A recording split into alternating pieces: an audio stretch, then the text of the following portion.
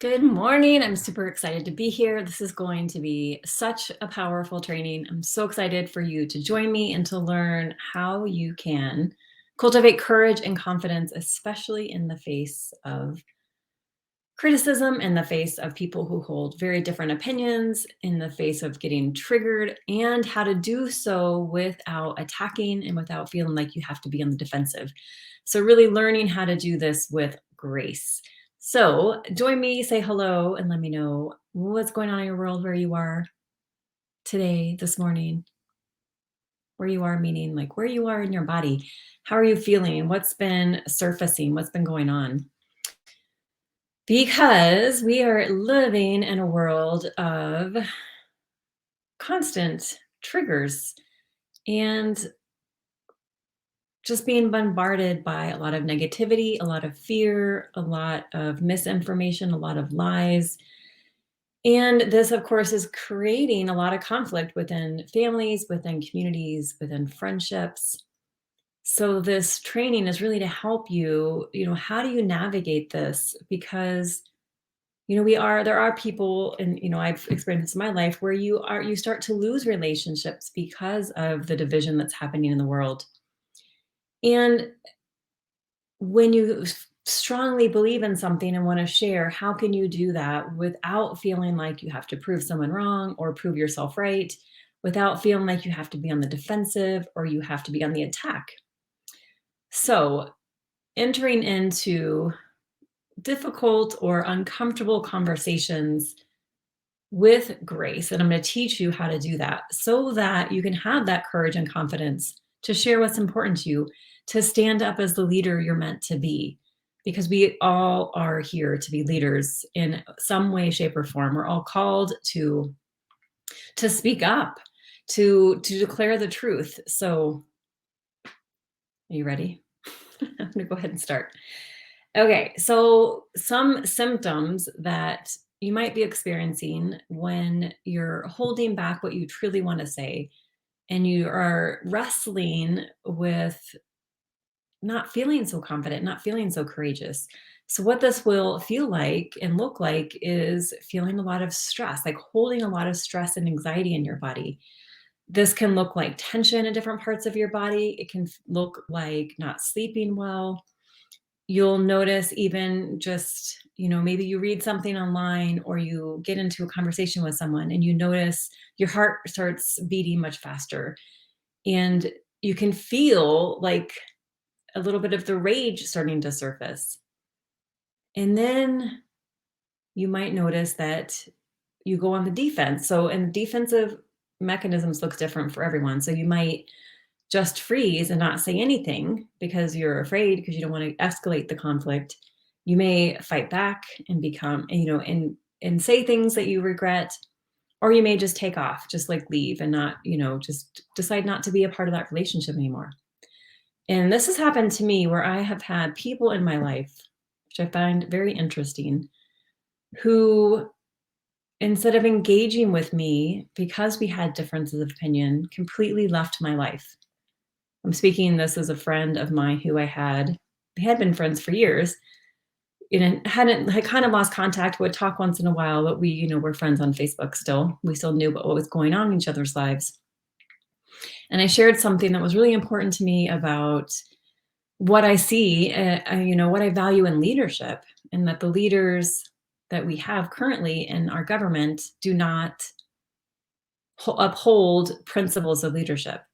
And I said it in a way, offering my perspective and even offering, history from my family. My grandparents were leaders in their community during their immigrants from the Netherlands, and they were in the Netherlands during World War II. And as leaders, my grandfather took it on himself to hide a Jewish family in his home, risking his life, his wife's life, the wife of his two young children for a family they didn't even know, and a family that was of a completely different faith. My grandparents were Christian, and they hid a Jewish family, and my grandfather was a part of the Dutch resistance movement because that's what we're called to do as leaders. We're called to stand up and to talk against injustice and to take action against injustice, not just to watch as the Nazis were taking all the Jewish people away and killing them. Like he chose as his duty, as his responsibility as a Christian, as a leader, to take action and to put his own life and the life of his family at risk to save the lives of others, because that is what we're called to do. We're called to not just witness injustice and hide and save ourselves. We're called to stand up and take action and to fight, and to do so with grace. So this doesn't mean we fight with violence. So anyway, this woman who was, I thought, my friend, instead of engaging with me and maybe get on a call and like, can we talk about this? This is, I don't agree with you. She just disappeared. She unfriended me, and now she's no longer a part of my life. And I think this is way more common now than it ever has been before, because there's so much divisiveness in this world. And so that's why this training is so near and dear to my heart. And it's so important to me, because we are meant to be in relationship with each other. And we all hold different ideas and different beliefs and different, philosophies. And we can find a way to still communicate. We can find a way to find some common ground if we do so very intentionally, consciously, and mindfully, and from a very different perspective. And so that's what I'm going to share with you of how you can do that. So if you've experienced this, you've had, some conflict in your family, some conflict in your friend groups. I even lost a client once over this by sharing something that was really important to me. And instead of, again, like, I reached out to her and asked, this is amazing that we have such different views and how powerful it is that we're working together. She never responded and just completely disappeared, never finished my program. So that's how divisive this world is. And that's how unequipped I see most people are to have these conversations, to just disappear.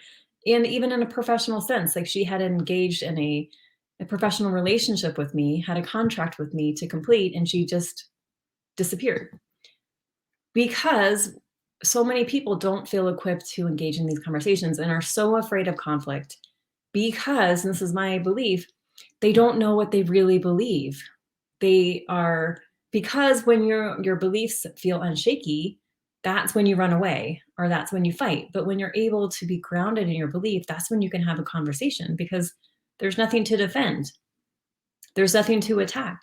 You're able to stand in your faith and the belief of who you are and who God created you to be with grace. So ask questions as I go, and then I'll continue to add some stories. So the first thing you want to do is think about, who you are in normal conversations, in relationships, and really embodying that person who connects naturally, who is curious about people, and really have that intention in mind in any out in that outcome that you desire in any interaction. So what is it that you really want? Do you really just want to prove them wrong, make them feel bad, which ends up making you feel bad? Do you just want to prove yourself right? To what outcome, right? Or is it, do you really want to build relationships? Do you really, want to understand what's going on for other people, even if it's as far off the spectrum from what you believe is possible, that you still have a desire in your heart, a caring in your heart for people. And so you want to hold that intention when you come into any interaction. And really what I've been practicing is, how can I see this person through God's eyes? That there is God in them, even if they don't know it, right? So the first thing you want to do is, when you are engaging in a conversation or someone's attacking you, notice what's happening in your body. You're going to notice a physiological response. Again, your heart will start beating, you may start sweating, your face may get red. You just may notice a shortness of breath, and you will notice just uncomfortable feelings, anger surfacing, whatever it might be, stress, anxiety. So that's your first clue that you need to step back. And the best way to do this, to step back, is to get out of the body and to get into the head, which is opposite of a lot of what I say. But in these situations, when the emotions are running high, you can't stay in the emotional response of it, the emotional trigger of it. So the best thing to do is to get into your head and to engage with the person from logic. So you can ask them questions. I'm curious, what have you read about that? Where have you read that? What are some of the studies on that? Can you show me, some of the experts in that area? So that also gets you out of your emotion, but it also takes the other person out of their emotion so that they notice, oh, let me think, right? And so when they have to think, then they're no longer coming from a place of, I have to protect my pride, I have to prove something. They're not coming from emotion. They're now engaging with logic, with their mind. And that is going to help you have a civil dialogue about, why do you believe what you believe? Where did it come from? How does it, support your worldview? What do you get out of it? So that's the first step. So the key here is you want to stay in curiosity and stay out of criticism. Cool. Second step then, after you've connected to your head and you've diffused some of the emotional charge in the conversation, then you want to connect with your body. Then you really want to come into your heart and really start to see this person again with heart vision. Like, what is it that they, why is this important to them? How is their identity tied up in this? So really, start to explore a little bit from the heart center versus from the head. And so that way you're also seeing them. They're just a human being who, has some beliefs that may be counter to yours and who may be hurting a lot inside because they feel attacked as well. Third step then is to come into the truth. And of course, the best way to do this is to go back to the word of God. What does God say? Some of the best scriptures on this are Luke 6:27-36, which I will read for you really quickly. If I can find it. Of how we're supposed to treat others who don't agree with us, right? Okay. So this is Luke 27-36.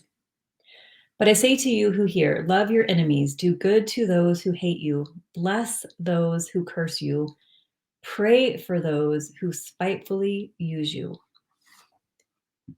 And the next one I'm going to read is Romans 12:20.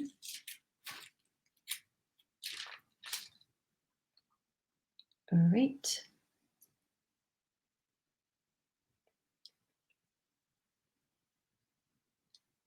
I can find it.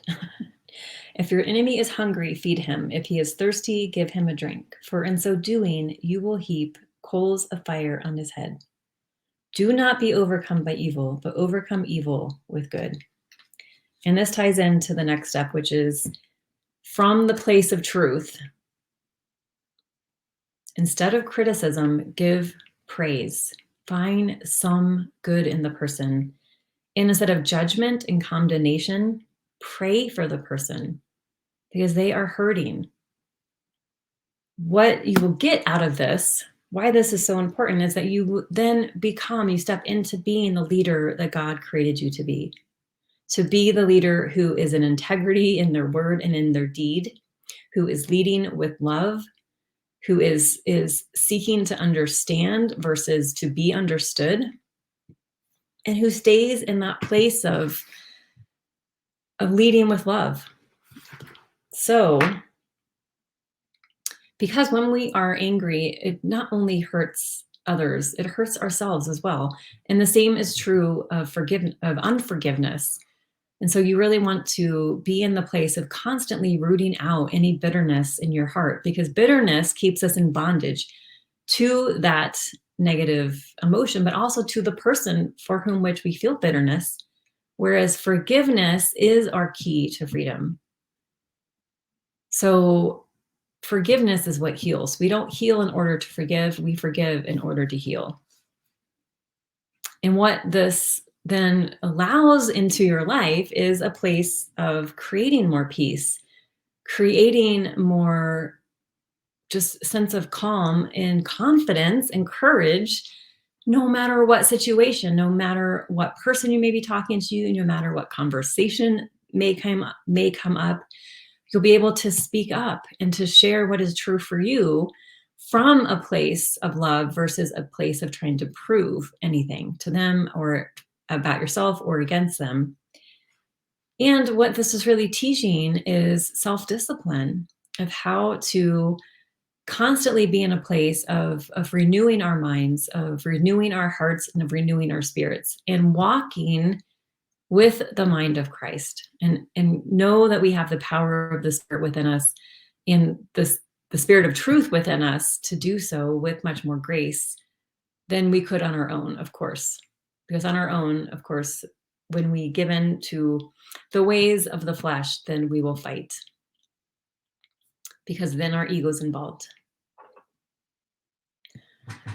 So, with that, I wanted to share with you all that I'm going to be changing the name of this group. It's going to be Feminine Spiritual Leaders Igniting Truth, because that's what I'm all about. Is we are here to be leaders, we are here to stand up, we are here to speak up, we are here to stand out and to be a witness to the love of God in us and how that is coming through us in all that we do, in our leading our families and leading in our businesses and in our works and in our communities, in doing so through igniting the truth within us and in sharing that truth with others, whatever that looks like in your life. So I'll be sharing more about that coming up, and I'll be doing a training next week that I'm planning right now to really ignite this group as well, and build that excitement and enthusiasm energy that is necessary as a leader, because we are called to take a stand. We're called to do the uncomfortable. And the coolest thing and the best thing is that our strength and our actions come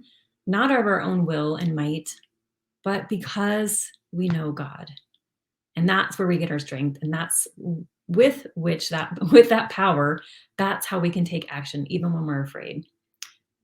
So let me know your thoughts, and I can't wait to hear your big ahas, your takeaways from this, and how you're going to implement this. And of course, if you want support really in becoming the leader you're meant to be, to stand up, speak up, and stand out in the field, whatever field you're in, and in your family, to stop being the people pleaser, the pushover, kind of hiding and holding back, and just not really sharing and not really having a a preference perhaps, or not making decisions, just kind of going with whatever everyone else wants. And you really are in that place where you're ready to take a stand. You're ready to own the truth of who you are as God designed you to be. I do have a 60-day one-on-one mentorship, and in that mentorship, we're really going to get deep into who God created you to be and allow that to come through, so that you are serving and selling and sharing in the way that comes naturally to you, and you're excelling in a way that comes naturally to you. So really thriving and being an example to all the people who you are meant to serve, and that includes your clients, your community, and your family. So let me know your thoughts, and you can send me a message if you are interested in that mentorship, and I'll come back later and answer your questions. All right, talk to you soon. Bye.